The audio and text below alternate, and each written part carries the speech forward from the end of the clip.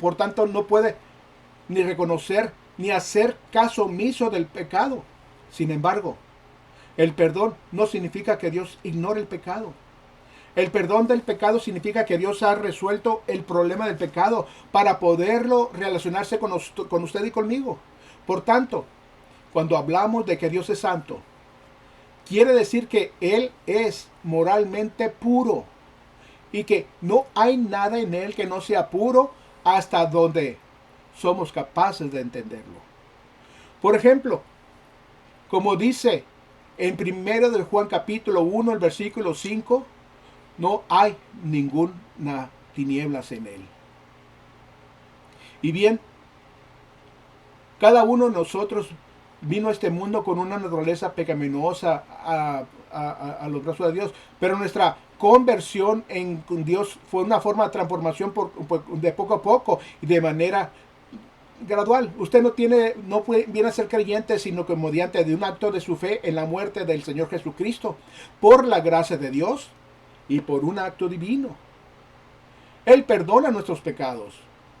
Entonces somos justificados, declarados inocentes, y así nos convertimos nosotros en hijos de Dios, a los cuales la Biblia llama santos. Es decir, todo individuo que ha confiado en Jesucristo como su Salvador se ha convertido en santo. Pero no santo de la misma manera que quizás alguna iglesia hace santos a algunas personas, tal como en particular que han vivido de cierta clase de vida. Y es que mire, por ejemplo, lo que Dios dice al dirigirse a los creyentes de Éfeso, o de Corintios, o de Filipos, a los santos de que están en Corintos, a los santos que están en Éfeso, y a los santos que están en Filipos, y a los santos que están en Tesalónica. Así es, nos hemos convertido nosotros en santos de Dios. Ahora bien, cuando la Biblia utiliza esos términos para referirse a Dios, yo necesito entender que eso significa Él es perfecta y moralmente puro. No hay nada en cuanto a Él que esté contaminado de alguna forma. Pero debido a que usted y yo vivimos en una naturaleza pecaminosa, solo podemos percibir o imaginarnos la santidad y la pureza hasta cierto punto. Sin embargo, Dios es totalmente puro, ya que su misma naturaleza es totalmente pura y está por encima, más allá de todo pecado, en cualquier situación, en cualquier momento, desde la eternidad pasada hasta la eternidad futura. De modo que ese es el aspecto moral de la santidad de Dios. Pero la santidad de Dios implica mucho más de su pureza y de su pureza. Esta también implica su separación. O sea, Dios mismo se ha separado de todo mal y todo pecado. Mire, nosotros decimos que Él es trascendente, lo cual significa que Él se eleva por encima y está más allá de esta tierra y de todos seres humanos, y que Él es soberano de este universo. Su santidad, su pureza y su justicia está por encima y más allá de cualquier cosa que nosotros podamos conocer y concebir de alguna manera. Por eso Él está separado del hombre, por causa de su santidad. Y por eso mismo, mis hermanos, porque Él es santo y justo, entonces debe encargarse Él de toda forma posible de desobediencia y de rebelión del hombre, por el cual el hombre no se imagina ni tolerar ni pasar por alto de ninguna forma. Hay unas palabras que me llenan la mente cuando consideramos la idea de separación como santo, santidad y santificar. Y todas ellas vienen de la misma palabra que tiene la misma raíz. Y la razón por la que menciono esto es porque se debe a que ser santos o santificados significa ser separado. Por eso cuando Cristo nos salvó, ¿qué hizo Él? No solo perdonó nuestros pecados, sino que también nos apartó para Él mismo. De manera que cada uno nosotros nos hemos hecho santos. Él nos ha hecho santos a los ojos de Dios. Y del momento mismo en que confiamos en Jesucristo como nuestro Salvador personal. Así que las únicas cosas que pueden ser santas son aquellas que Dios ha hecho santo. Por eso es tan absurdo que pensar que alguien tome un trozo de madera para agradar en él alguna clase de imagen y que le llaman Dios, o que después de haber moldeado y decir en algo particular, ya sea de oro, plata o bronce, lo que sea, la gente se incline ante esa cosa creada por Dios, por ellos mismos, y que empiezan a revelarla y hacerle ofrendas, a reconocerla como un Dios y a darle el carácter de deidad.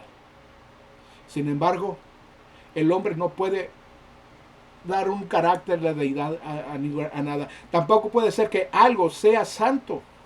Solo Dios puede hacer que algo sea santo, mis hermanos. Él y solo Él tiene el derecho y el poder de hacer que algo sea santo, porque Dios y solo Dios es el modelo absoluto de santidad, que Él es todo, totalmente puro y santo, y está separado de todo lo que hay sobre la faz de esta tierra cuando se trata de su santidad. Por esta razón, con el fin de enseñar esto a su pueblo, la nación de Israel, Él mandó a hacer un arca, la cual no era muy grande. Y en esa arca estaba su ley, su palabra. Y ellos debían de vivir con eso, porque Él les dijo, este es un lugar santo. Y los querubines estaban ahí, y aquí me encontraré con ustedes. Se trataba del lugar santísimo. Y cuando Dios descendía, todo quedaba cubierto de una nube que impedía verlo. Esa era la evidencia de la presencia de Dios en medio de ellos. Ahí me encontraré con ustedes, decía él, en este lugar santo. Y si alguien toca esto, morirá al instante. Como le hemos leído unos 51, capítulo 3, versículo 10. Así que Dios está en proceso de enseñar a su santidad a ellos. Hoy, cuando hablen, piensa en términos de santidad. Puede ser que piense en términos de una denominación, pero es poco el interés que demostramos ante la idea de que el Dios todopoderoso, hermanos, y soberano, es tan puro y moralmente que se ha separado de todo aquello que no es puro y santo entre sus ojos. En eso consiste la santidad de Dios. Así que, cuando Isaías entró en el templo, se vio sobrecogido por la santidad de Dios. Y yo me pregunto, hermanos, ¿cuándo fue la última vez que usted pensó en la santidad de Dios y en su propia vida? O en el hecho de que Él, desde el punto de vista de Dios, usted es una persona santa. Se ha confiado en Jesucristo como su Salvador personal, o sea, usted no es solamente una persona, sino algo santo a los ojos de Dios Todopoderoso.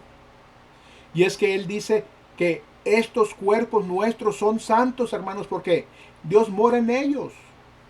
Si usted ha confiado en Jesucristo como Señor y Salvador, tanto usted como yo somos morada del Espíritu Santo, quien es una persona de la Santísima Trinidad, Dios mismo. Así que somos personas santas. Dios nos ha hecho santos. Ninguno de nosotros podría hacerse santo a sí mismo. De modo que eso es lo que se pone de manifiesto a lo largo de toda la Escritura, mis hermanos. Y aquellos santos del Antiguo Testamento que entendieron que una y otra vez Dios exigía el reconocimiento de su santidad de parte de su propio cuerpo. Y que Él acabaría con ellos debido a su impiedad. Lo cual ocurrió cuando empezaron ellos a adorar a otros dioses. Entonces Dios dijo, yo soy un Dios celoso. Yo soy el que los sacó de la tierra de Egipto, el que los ha bendecido con esta tierra y les ha previsto a sus necesidades. Por eso deben adorarme a mí y solamente a mí. Dios Todopoderoso es la única persona que siempre ha existido. La única, escucha bien, que merece nuestra adoración, nuestra alabanza y nuestra honra. Porque es el único que es perfecto y puro y santo, y quien está separado de encima de todo que existe sobre la faz de la tierra. Por tanto, las personas no deben utilizar el nombre de Dios en reverencia y sin reconocer lo que Él es. Preste atención. ¿Me escucha bien? Porque la ley de Dios no ha cambiado. Dios no ha decidido que esté bien utilizar su nombre con irreverencia ahora, miles de años después. No, ¿lo matará él de un solo golpe? No, porque vivimos en el tiempo de la gracia. Explicaré esto más tarde. Pero en aquellos días, si alguien profanaba el nombre de Dios, en castigo era morir apedreado. Eso sucedía a los hombres de Jehová de manera irreverente. Y Dios no ha cambiado su ley cuando se trata de un pecado que aborrece. Sin embargo, la gente usa su nombre en vano. Como si hablaran simplemente de alguien más o de un hombre, una cosa cualquiera. Hay unas cosas que son santas. Pero ¿cómo reacciona la gente ante la santidad de Dios? ¿Cuál es su respuesta a su santidad? Quiero que usted mismo responda a esto, hermano. Hablaremos de cómo otras personas responden y de cómo han reaccionado ante esto. Pero quiero que nosotros mismos consideremos por un momento. Cuando usted piensa en la santidad de Dios, ¿cuál es su respuesta? Recuerde que Dios ha convertido en santo en todo aquel que es creyente. Así es. Él nos llama santos y también nos ha apartado. Él dice que cuando usted y yo fuimos salvos, fuimos justificados, declarados inocentes y santificados. Y esa santificación fue un hecho desdefinido en el tiempo. Aunque se trata de un proceso también temporal, ya que Dios no solo nos apartó y nos ha hecho los hijos suyos, sino que Él purifica nuestra vida continuamente, mis hermanos, y también nos conforma a la imagen de su santo Hijo como tal como Él mismo lo es, y lo ha dicho. De modo que, ¿cómo responden las personas ante la idea de la santidad de Dios? Pues veamos cómo respondió Isaías aquí. Cuando él vio al Señor sentado sobre el trono, ¿cuál dice la Escritura que fue su respuesta natural? No cabe duda que fue una reverencia grande, porque dijo, han visto mis ojos al Rey, Jehová de los ejércitos. Había visto la gloria de Dios Todopoderoso, mis hermanos, la santidad del Señor. Y entonces le sobrevino a él una sensación de reverencia y de delante de él, porque dijo, ay de mí que soy muerto. En otras palabras, se sintió tan impresionado por la santidad de Dios, hermanos, que pensó, hasta aquí llegó yo. Hasta aquí llegó mi vida, estoy a punto de morir. Fue una sensación de reverencia, hermanos. ¿Y qué más dijo él? Dijo así, porque soy hombre de labios impuros. Lo primero que tuvo que hacer fue confesar su pecado y el hecho de que no ser digno de estar en la presencia de la santidad de Dios. Y luego la Escritura dice que al venir uno de los serafines y tocar su boca con un carbón encendido, hermanos, que del altar, Isaías fue santificado y purificado para ser luego sobre todo enviado por el Señor. Entonces cuando Dios preguntó, ¿a quién enviaré? Él respondió, heme aquí, Señor, envíame a mí. Es decir, en reconocimiento de la santidad de Dios, en reconocimiento del derecho de propiedad de Dios, en reconocimiento de lo indigno que Él era y del hecho de que quizás Dios podría usarlo a Él, ¿cuál fue su respuesta? Heme aquí, envíame a mí. Si puedes usar este instrumento insignificante, envíame a mí. Esa fue su respuesta, mi hermano. Y cuando usted piensa en la santidad de Dios, ¿cuál es su respuesta? Y bien, podríamos ir a muchos pasajes del Antiguo Testamento, hermanos. Pero vayamos ahora al Nuevo Testamento, al capítulo 5 de Lucas. Jesús se hallaba a orilla del mar de Galileo. Y entonces la multitud comenzó a basarse a él y a acercársele cada vez más y más, hasta que finalmente, al ver una barca que estaba ahí y que le pertenecía a Simón, Pedro, sus hermanos, pidió que se le permitiera subir a ella y que la alejaran un poco para que la multitud no lo empujara hacia el agua. Pedro estuvo de acuerdo. Y entonces Jesús procede a predicar, a enseñar y sanar desde la barca. Y al terminar dice, Pedro, vayamos de pesca. Pues veamos cuál fue la respuesta de Pedro aquí, en el versículo 5 de este capítulo 5 de Lucas. Respondiendo Simón dijo, Maestro, toda la noche le hemos estado trabajando y nada hemos pescado. Eso es lo que dice Pedro. Pero no dice mucho de lo que Pedro pudo haber pensado. Madre mía, hemos estado trabajando mucho, muy fuerte. Yo sé todo lo de pesca. Yo soy el pescador y usted es el predicador. Dedícase usted a predicar y yo a pescar. Probablemente no hubiera dicho esto, sino que dijo, no obstante de tu palabra iré a pescar. Echaré la red.